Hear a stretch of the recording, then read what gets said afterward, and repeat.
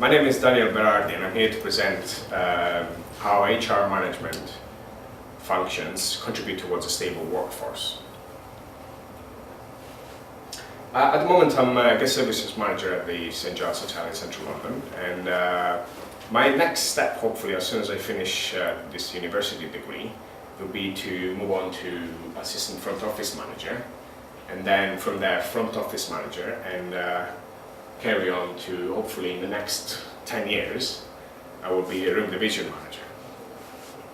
Now, within a workforce, HR management functions are very critical because it helps, first of all, in the recruitment with contracts, for example, stipulates what the terms and conditions are and the needs and basically the needs and the goals from the company that wish from you. And in here, for example, we can see that the Sheraton Skyline Hotel uses full-time, the majority of its workforce as full-time people, and temporary agency and part-times as well. Now, a recruitment strategy is another critical function of HR management. They try and understand what fits their objectives so that they can create a job description and person specification based on what their goals are. And following to that, they try and reach the target audience in various ways.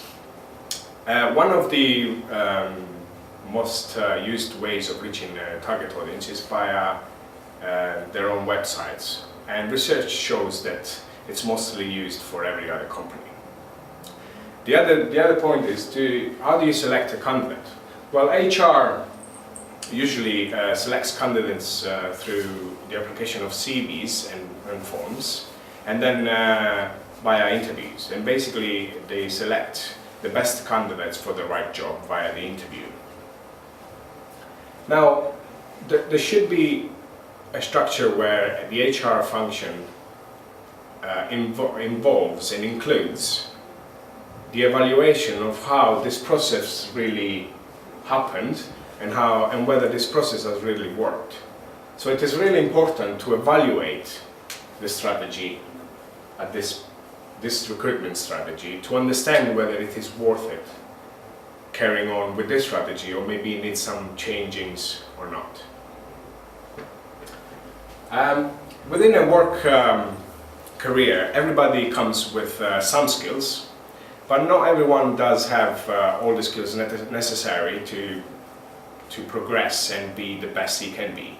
However, HR function comes into this by developing some learning and development strategies, and that's obviously to help the individual to have better skills and the company to reach their goals.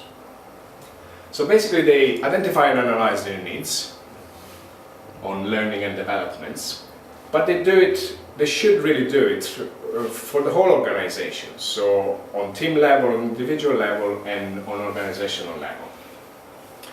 Once this is carried on throughout the work life, there's some gaps, either through customers' dissatisfactions or the goals not being achieved for the whole company. So the HR also analyzes this performance gaps by using, for example, tools like ISO 9001-2000, and from there they can see whether they have achieved the objectives or not.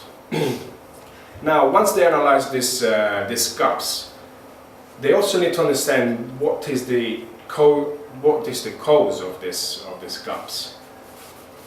And basically, once they understand what the cause of the gaps are, one of the strategies that could be used is on-the-job help, like from a line manager or from a budding mentoring buddy, or coaching and shadowing.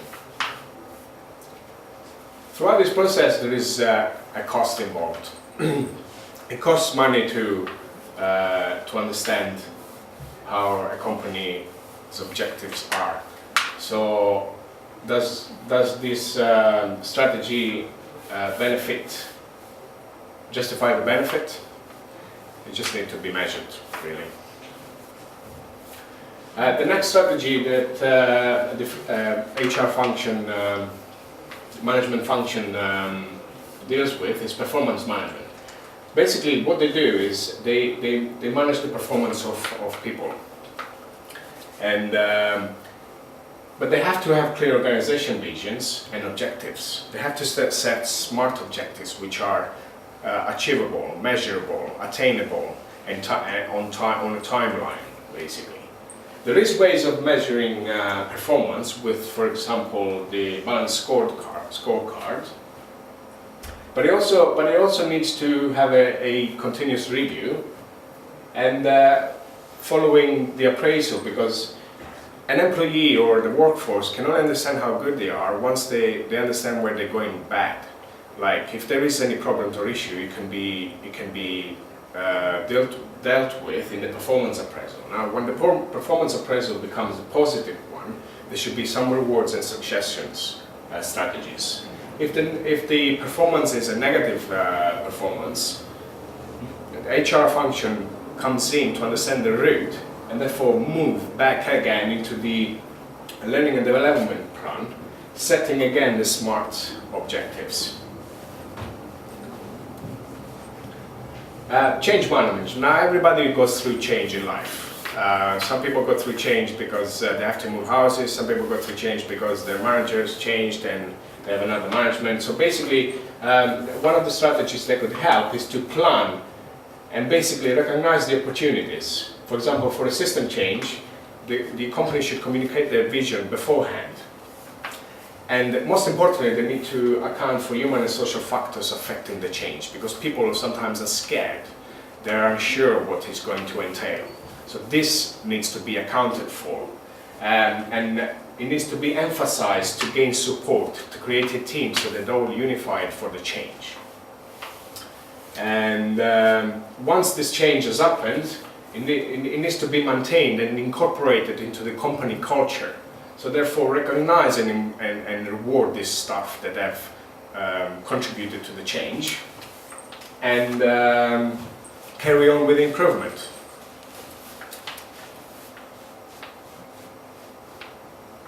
Now, HR policies and strategies are a critical function of HR management. Basically, the disciplinary procedure and the grievance have chosen two, but there is many, like health and safety and stuff. And there is ways of dealing, for example, with a disciplinary procedure. Facts needs to be investigated and the case established, notify the employee of the alleged abuse, and decide what action needs to be justifies the disciplinary. So maybe you can give a written warning, or a final written warning, or a dismissal, and then provide opportunity to appeal as well. Next. Now the final slide is the exit strategy. Now it's not really used so much. I mean, there is exit strategy interviews, but I don't believe, based on my research, that there is any way whatsoever that companies do go back to ex-employees to understand what their life is, how their life is going on and how their new job is going on. But it is good to understand because from the exit interviews, the organization can understand what their strategies are and change them based on the feedback that is out from the interview.